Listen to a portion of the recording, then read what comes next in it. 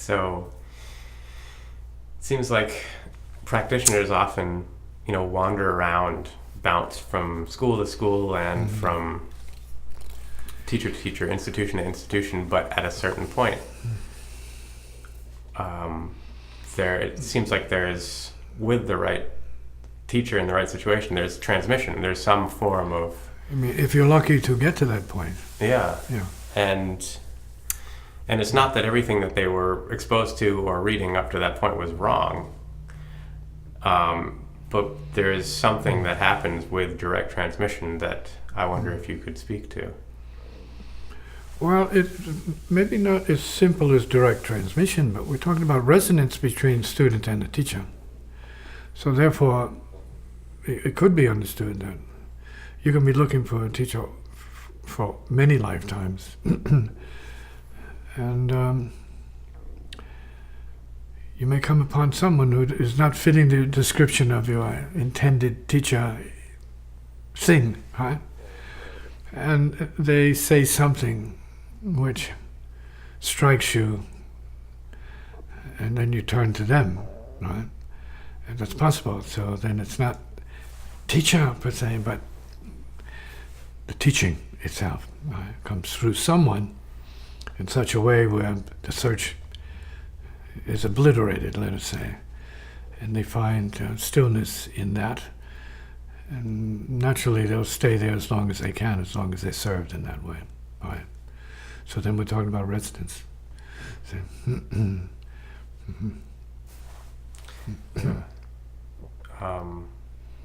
in other words, who says the right thing at the right time for the person? And then, of course, by saying for the right person means there has to be this more than teaching, right, connection going on, right? Because then it's just more teaching, and that's not what it is either. There's something deeper than the teaching. See, that's the resonance, the psychic connection. Is it possible for somebody to read it in a book and to have their you can read the same thing someone says in any book, right? But the teachings are, multi-layered and multi-leveled. You could have heard the same thing said 1,000 times, and all of a sudden one person comes up and they say it, and then it's a completely different thing, same language, because of the resonance. So the resonance then is more meaningful than the teaching. And then that's the relationship. And that's the heart-to-heart relationship. Yeah. And that's, I guess you might say, the real basis for transmission.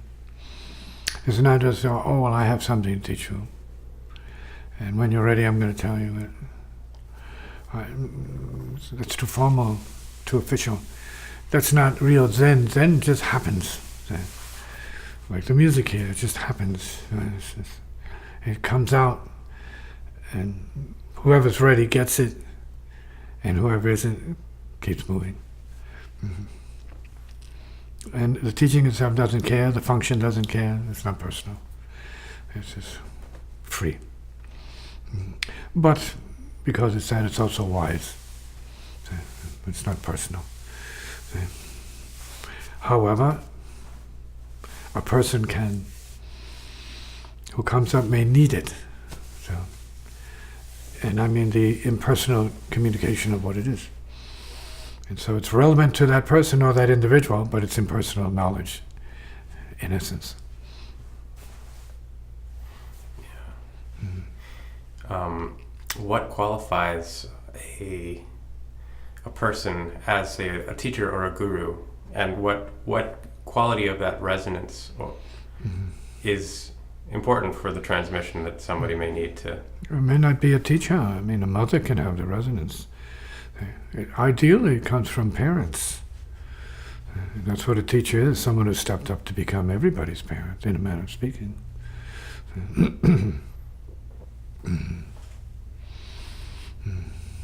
We're talking about what the heart needs, not what the self needs.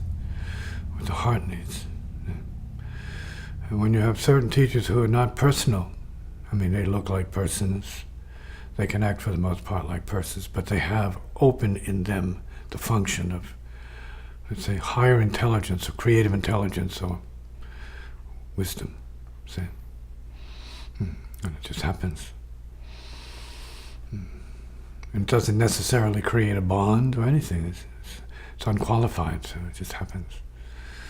And if you need more, you go back to the source. The source doesn't care if you come back. You come back for what you need. See? And at least you have a source, whoever that might be, who you can depend upon, who's living in what that is, and you are doubtless about it. And that's what they are, or what is real to them. And you're lucky to find that. So that's the case. In other words, it's natural, it's native. It's not full of any kind of hype or dogma or having to believe or be convinced or persuaded or any of that stuff. No. It's like the sun coming out.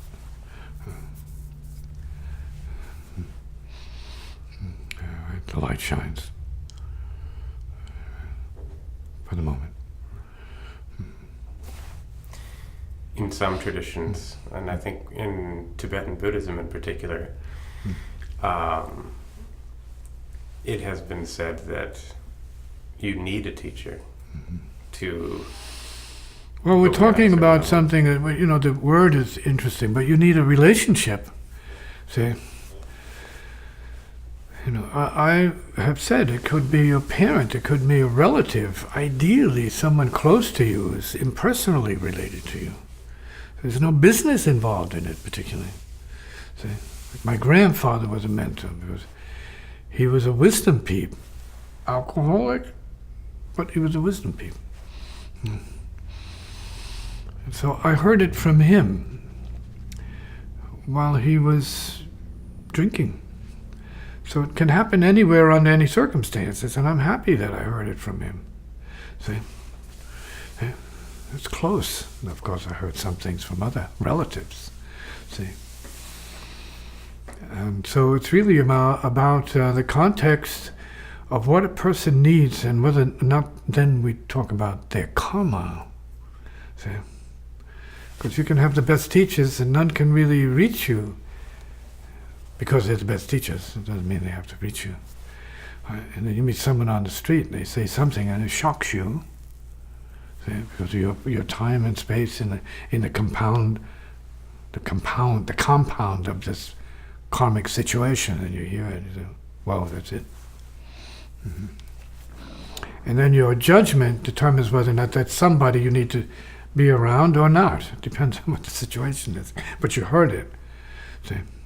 Because not everything you hear is actually coming from that person, but maybe coming through that person for you. Right? And we have to be open to that. Mm-hmm. Mm-hmm.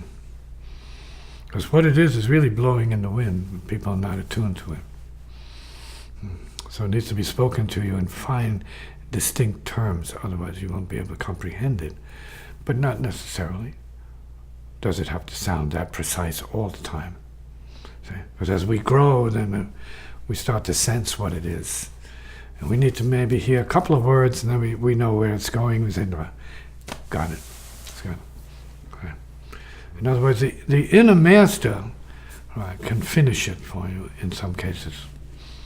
See? But you have to be a long ways on the road before you can have that kind of confidence of what that is. I mean, having flawless egoless wisdom. Mm-hmm. It's not a person anyway. It's intelligence. Yeah. There's a traditional story where the Buddha lifted a flower and smiled and blew somebody away. That's what I was talking about. Yeah, that's what we have on video. So is there... Kasyapa. So the symbol was enough. So the profundity of the timing, the compound of the karma, all things together, made Kasyapa, who was obviously a disciple, a practitioner, get the message. Right? and he intuited what the flower was. So he intuited it. So, and chances are he saw himself as a flower, which the Buddha was appreciating and sharing with everyone, saying that this is enlightenment. So, this is the flowering of intelligence. So, this is the whole thing right here, done, perfect.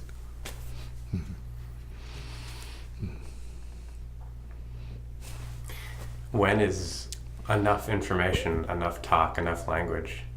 When is that enough? When does it not have to be on that level anymore? When food has filled your stomach, right? You know enough to pull yourself away from the table. Hopefully. Right. Say, rise. Right. And to be, let's say, more generous in the comment relative to your question, when you're full, then it's enough. When you're full, you will know when you're full.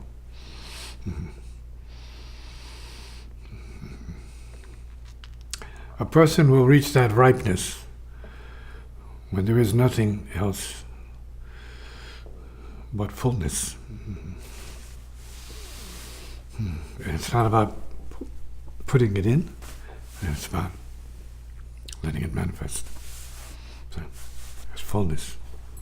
When you have more to say than others can say to you in this way. So, and it's not talk. So it has nothing to do with self. The self is like gone. Then it's real.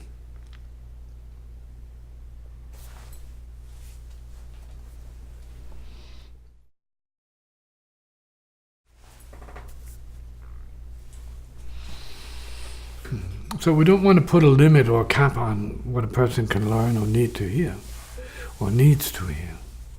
See? Because, see, what it is infinite. We are part of that infiniteness. It shouldn't just be a little bit of this, a little bit of that, and then because we recognize what it's saying in language, and we say, oh, we got it, we hear it. That's not necessarily the Dhamma. That's maybe hearing information in the form of teaching, which is not Dhamma necessarily, but it can be related to the Dhamma. So the masters I have come across just love hearing more and more Dhamma, as much as possible, right? And new versions of it. It's like delightful. It's like dessert. But wow, I never heard it before.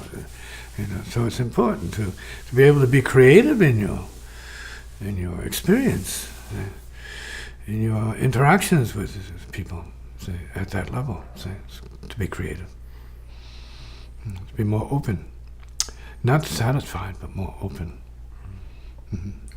And so then it'd probably be fair to say that your music is an expression of the Dharma, just like another kind of iteration of a traditional, prayer.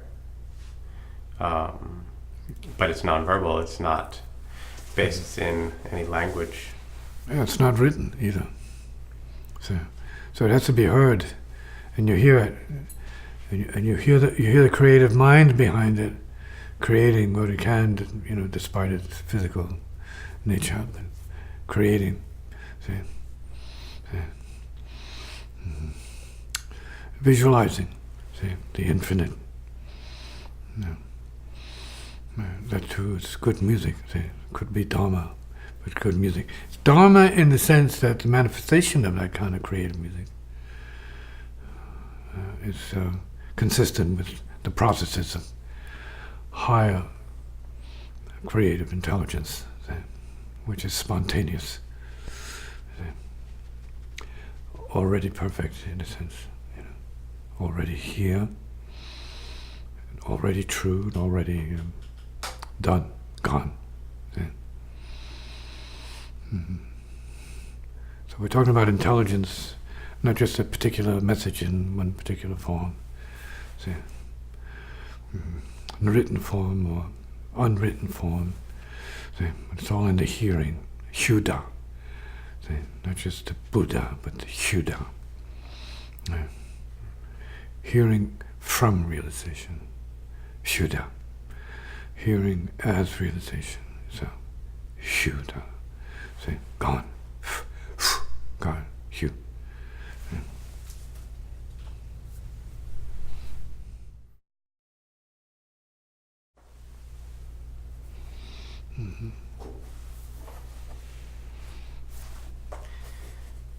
They say that progress relative to meditation and unfoldment can be described as having glimpses, and those glimpses then extending. Moments, right? Moments. Mm-hmm. Yes, we can call that seeing into and hearing into what it is. The fact is, however, that whatever you're seeing is what it is already. So any perception is about what it is, even if you don't understand it, even if you don't comprehend the link, see, between what you're perceiving and what the real is, perhaps beyond that. See? And so therefore I say it was hearing. It's not just seeing, it's just hearing. See? Why? Because our nature is sound and light. And at one point they're not different. Maybe not the same, but they're definitely not different. Sound is light, light is sound. Mm-hmm. Sound is silence, silence is sound. Mm-hmm.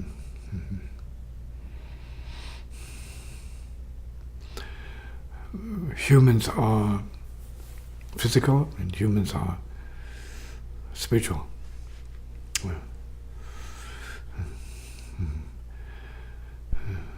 There is a karma and there is no karma. There is self and there is no self. Simultaneously occurring.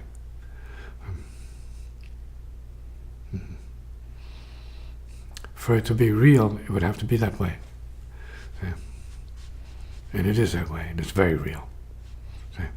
And for beginners, it's mind-boggling and even maybe bewildering or maybe confusing a little bit here, a little bit there in terms of what is being said and outside of their, say, mental condition.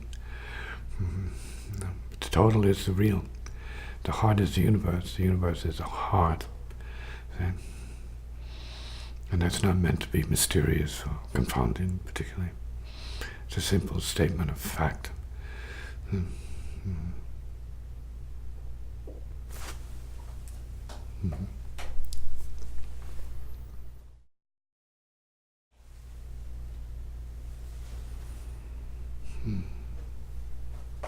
See, all sound arises from and dissolves into silence. It is the static reality.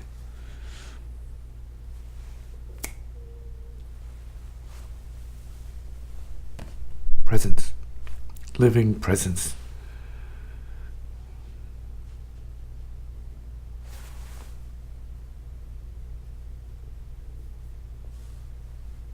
Absent, empty of what we call sound, but it is sound.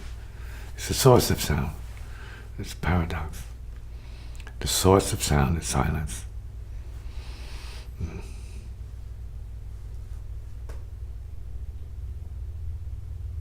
We can go even farther and deeper, further, and say the source of life is silence, the void.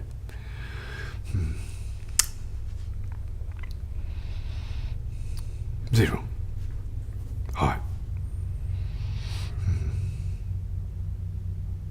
It's not a thought process. Once you leave it at that level, you've lost what it could be. So you've descended from what it was intended to be. So you have crashed into self-thought. So you've gone up in flames.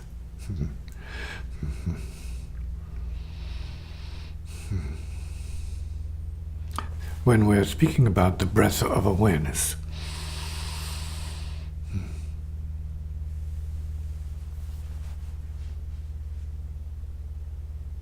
Itself.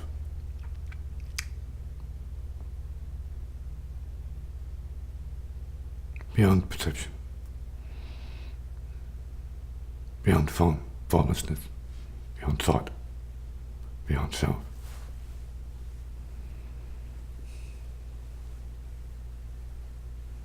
Ocean waves.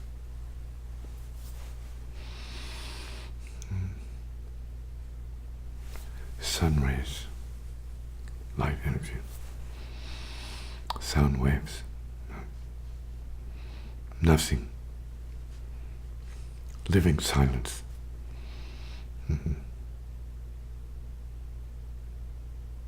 Always here, already gone.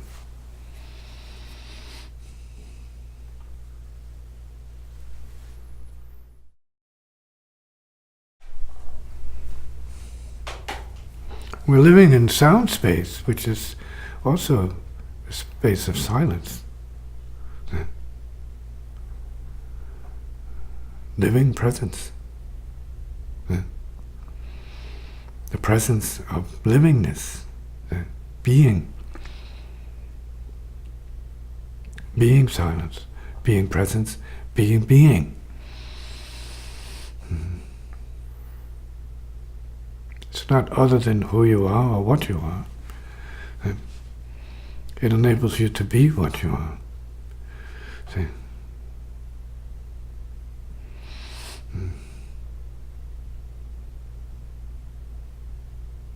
It enables you to live.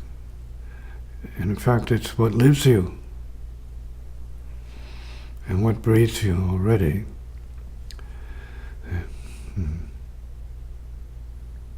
And what is you.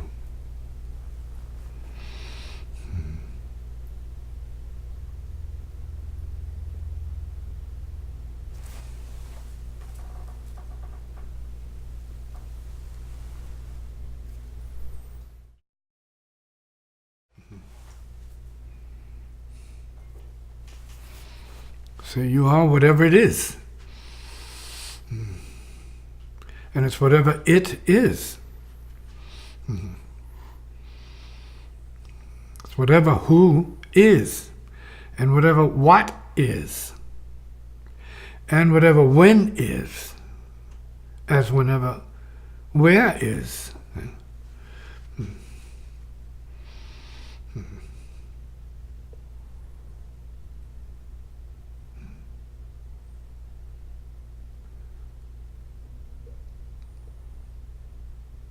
In this process of awareness, not really any thinking going on, and dissecting,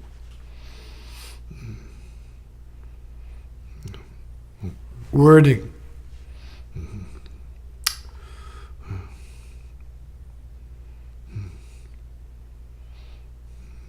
it is hearing into hearing. Hearing into the heart of the ear heart.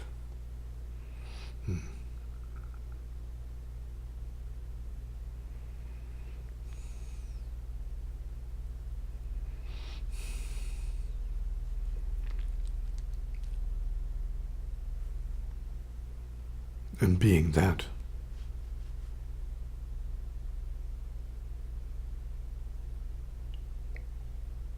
Itself, just that.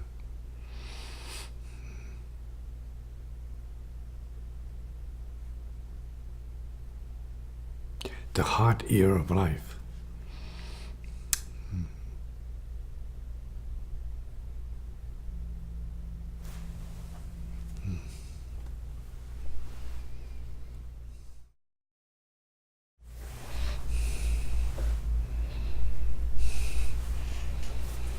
When one begins to recover their integration, they spontaneously enter this process of letting go. Right? go of thought, feelings, memories, ideas, fears, hopes, wishes, dreams, all of it. So, human emotion disappears. You're just clear. Can you tolerate being that? Clear light.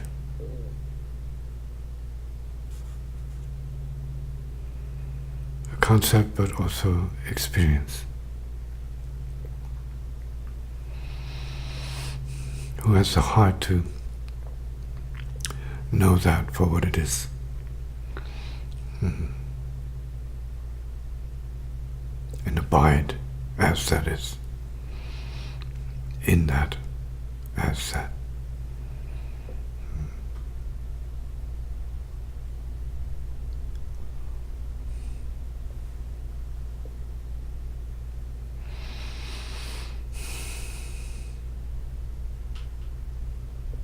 Meditation.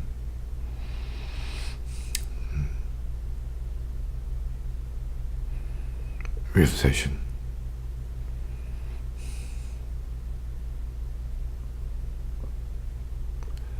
Transcend to infinity.